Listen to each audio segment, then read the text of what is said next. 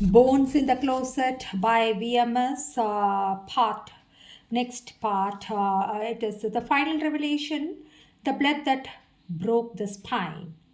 The last bone did not appear at 3:17 a.m. It appeared in daylight, and that is how Mira knew it would not dissolve quietly. For years, the realm had shown her fragments and women armed by strangers, institutions, silence. But it had withheld the most corrosive truth. The deepest wound was not inflicted by outsiders, it was inflicted by own blood. The gift. Her father gifted her the ancestral property, 10 crores worth of land and structure in Chennai, not as compensation, not as favorism, but as recognition. He told that you built differently. He had once told her, this house will be safer in your hands, and she had believed him. After his death, the fractures began, not dramatic at first. Phone calls that carried suggestion instead of affection, and kind of conversation that described threat to concern the criminal brothers and sisters, her criminal older brother, a criminal lawyer. He started to be charming in public and volatile in private, had always envied her quiet authority. He moved through life like a predator disguised as a son. He began his persuasion, you don't need property, you travel globally. Then guilt, finally, family asserts must remain consolidator. His voice one night was cold and it started to threat. Sign the transfer papers or you will regret it. And when she refused, harassment escalated. Anonymous complaints filed against her. Clinic's tax scrutiny triggered. Rumors seeded in local circles. He appointed a builder, a man with a reputation for intimidation and other kind of unethical things under the pretext of renovation, reconstructing. That builder arrived not with blueprints but with dominance and verbal humiliation, physical intimidation, deliberate boundary invasion. Mira's nervous system recognized the pattern, immediately controlling, cornering, isolation. The same architecture as childhood, the property legally hers, became a battlefield. Contracts were manipulated, documents forged, and 10 crores siphoned through layered shell transaction. By the time she legally regained clarity, the structure had been gutted, walls demolished, land resold, and funds dissipated.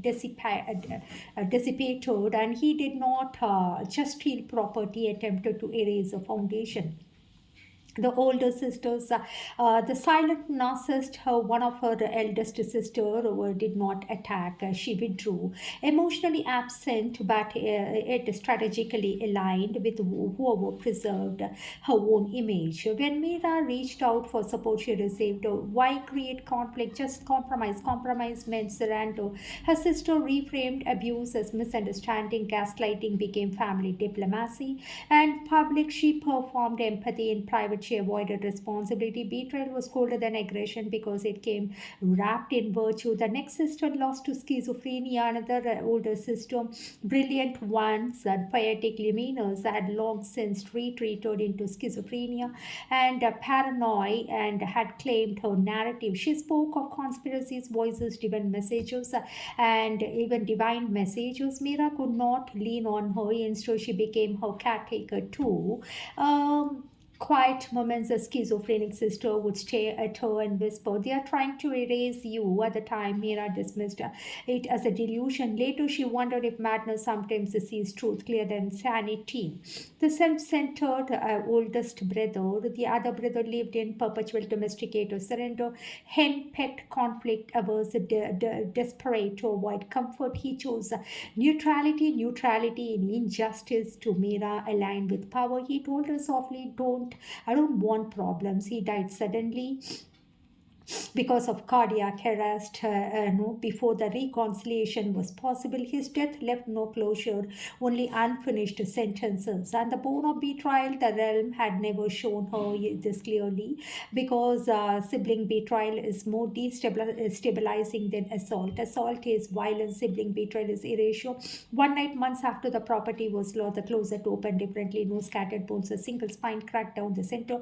A spine represents support, family alignment. The crack represent a fracture of trust. When she touched that, the memory was not physical abuse, and it was the moment she realized they would not protect her, they would dismantle her, and sometimes inside her did not shatter, it crystallized. Psychological survival, her dissociation surged during the property war, legal hiring blurred, builder confrontation echoed like distant noise, threatening calls felt underwater, and then, but instead of collapsing, her mind reorganized again.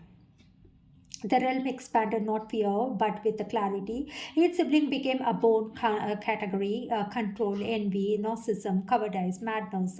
And she understood something devastating. The violence against women she treated globally was not separate from her story. It lived inside respectable families, inside inheritance disputes, inside patriarchal entitlement. Her brother did not simply want money, he wanted dominance, he wanted to inherit everything, to see her kneel, she did not. And Rajiv's roles in the reckoning, when Rajiv learned that full extent of what had happened, he did not rage. He audited, he assembled forensic accounts from Singapore and litigation experts in Mumbai and in Dubai, and he traced transaction trials, documented builder misconduct, secured injunctions preventing further harassment. He told her calmly, they attacked your foundation, so we rebuild stronger together. Meera, don't worry. But he never pressured reconciliation. He understood that some bloodlines are karmic lessons, not sanctuaries. The final integration that night, she accepted the loss fully.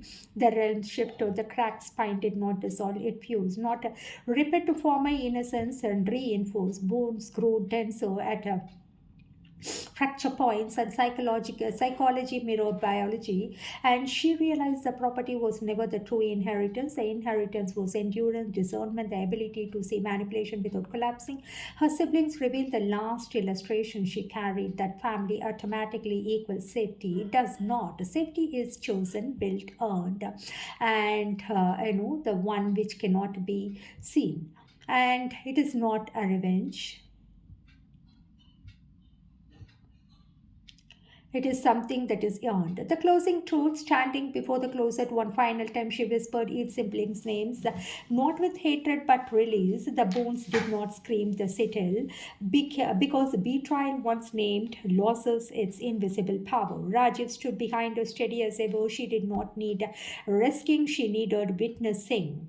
And in that witnessing, something irreversible occurred. She stopped seeking validation from blood. She chose alignment of soul. The healer who had absorbed the pain of thousands finally understood her deepest wound, and it was not the childhood violation, not the lost property, not public humiliation, and it was belief that she had to fight alone. That belief died that night, and from it ashes rose something unshakable, and not revenge, not bitterness, but sovereignty. Bones in the closet, the climax, the room of all selves. The human had been, the house had been emptied, not of furniture, of noise. The legal battles were over, the forged signatures exposed, and the forgery. The criminal brother cornered by evidence. Rajiv's legal team unearthed from layers of shells, contracts, and then land transfers. And the builder who had once cornered her in the half-constructed room now faced charges. The property, 10 crores of inheritance twisted into humiliation, was no longer the point. What remained was the house, and inside it, the closet. Dr. Mira stood barefoot on the cold mosaic floor of a childhood bedroom, the paint that peeled in soft curls like old scabs. And the almirah stood open, its hinges winding in protest. Inside, there was no clothes.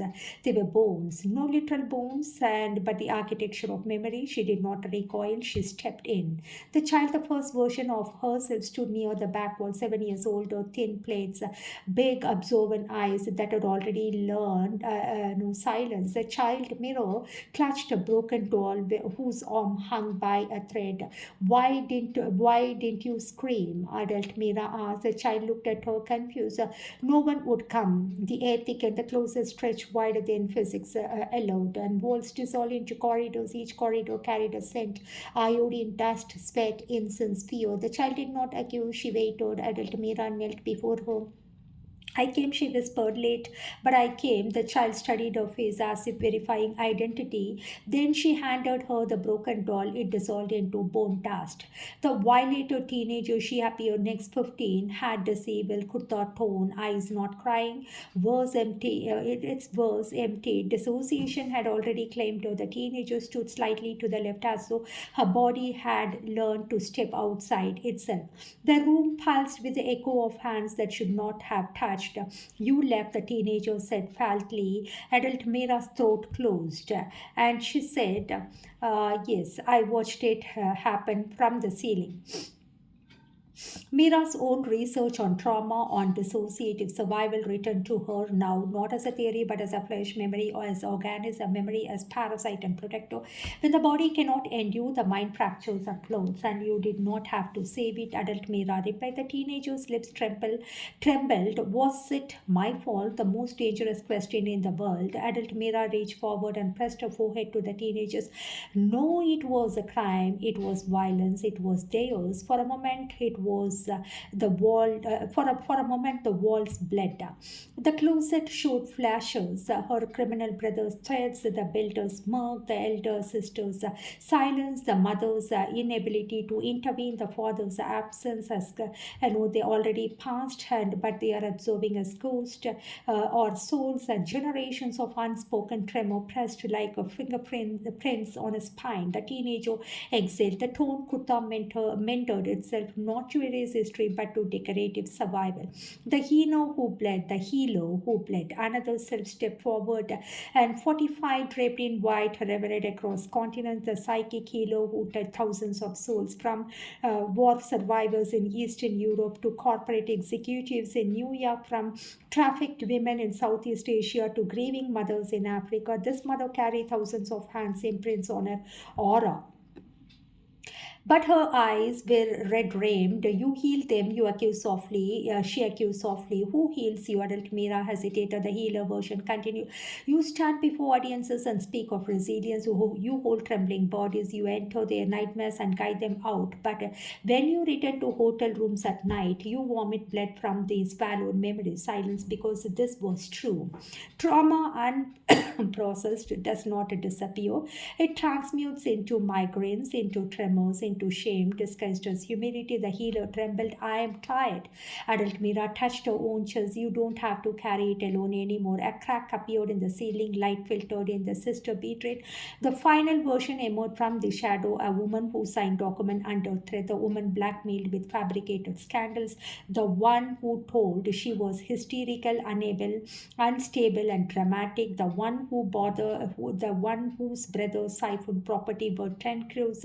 The one whose elder sister watched in narcissistic indifference. The one who endured whispers that she imagined the abuse. This Mira was furious. You trusted blood, yes. You believed family, yes. You stayed silent, yes. Why? Adult Mira inhaled deeply. Because I was conditioned to survive by minimizing myself. The furious self stepped closer. Will you still minimize? No. The word echoed like a gunshot. The house trembled outside. Wind howled against shutters. Inside, something ancient cracked open. Rajiv, Rajiv, the closet door opened, not with violence, with pretense. Rajiv stood there. He did not rush in, he did not attempt rescue, he did not perform survivorhood. He simply entered the threshold and waited. He could not see the version she saw, but he felt the destiny of the room. His breath adjusted, his posture softened. The business magnate who negotiated $1 billion deals, who commanded boardrooms across continents, now stood with absolute humility. I am here, he said quietly, not it's over, not forget it, not be strong, just I am here. Adult Mira turned toward him, and behind her stood the child, the teenager, the healer, the betrayed sister, all watching. And Rajiv stepped forward slowly. He did not look frightened, he did not look repulsed, he looked in awe. All of you, he whispered, not knowing he was addressing a crowd or sacred. The teenager blinked. The child stepped closer to the adult Mira's leg. The furious sister softened slightly. Rajiv reached out, not to pull her out of the closet, but to stand inside with her as no protect her, and that was the difference. He did not demand she should leave the darkness. He entered it voluntarily in order to be with her, to protect her. The integration, something shifted the closet. The closet began shrinking, not in menace but in containment. The corridors folded inward, the screaming echoes lowered to murmurs. Each version of Mira approached the center. The child placed her small palm over adult Mira's heart. The teenage placed her hand over her throat. The healer placed her hand over her forehead. The betrayed sister placed hers over her spine. A circuit completed. Adult Mira felt heat surge through her body. Not panic, not dissociation, but integration.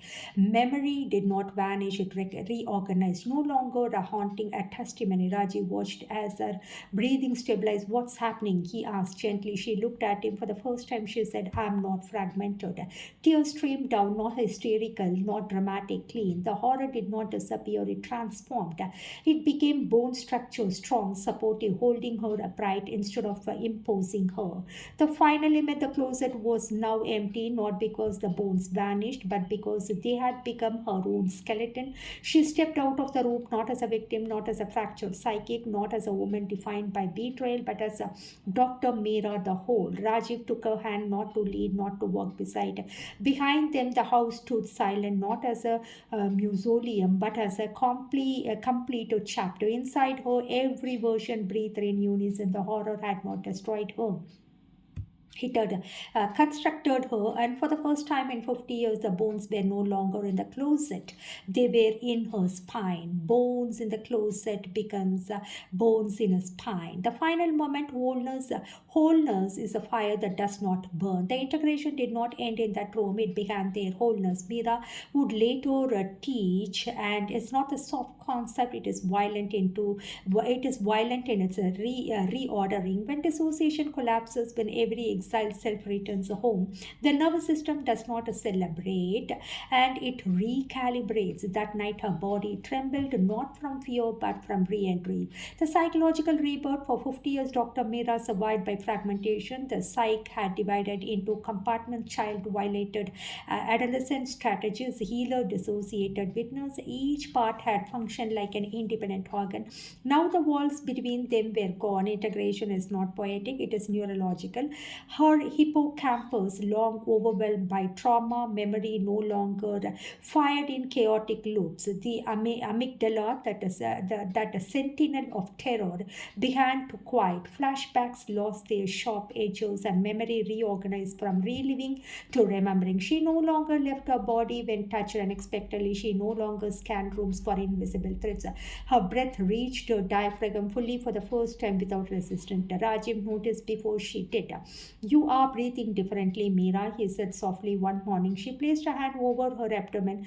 Air moved without obstruction. For decades, oxygen had hovered in her chest like an uninvited guest. Now it traveled down, expanding her from within. The trauma had once made her lungs shallow, and safety made them tidal.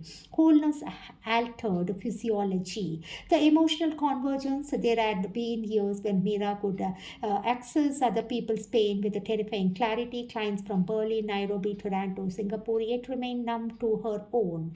Empathy outward, dissociation inward. Now something radical occurred.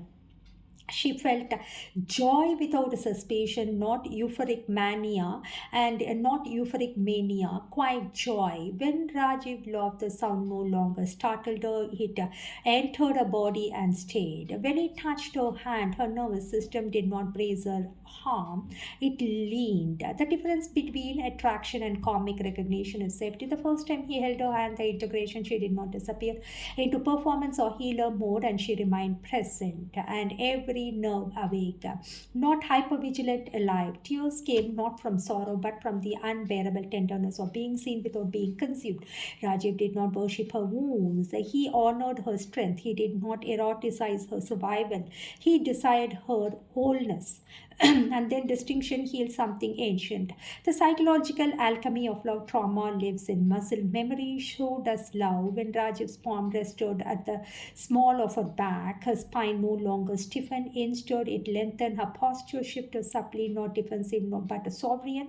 Her body temperature stabilized, migraines reduced, insomnia loosened, escaped the cortisol spikes, and that once defined her mornings flattened.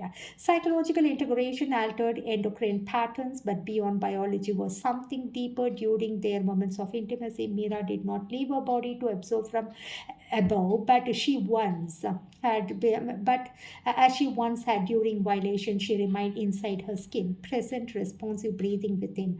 Passion between soulmates is not urgency, it is alignment. Their rhythm was not conquest, it was convergence. In those quiet hours, their bodies did not reenact trauma. They rewrote it. Neural paths, once wired for fear, began associating touch with the safety, closeness with stability, surrender with strength, and Rajiv never rushed her. He listened to her breathing the way he once listened to market fluctuations, attentively, strategically, reverently.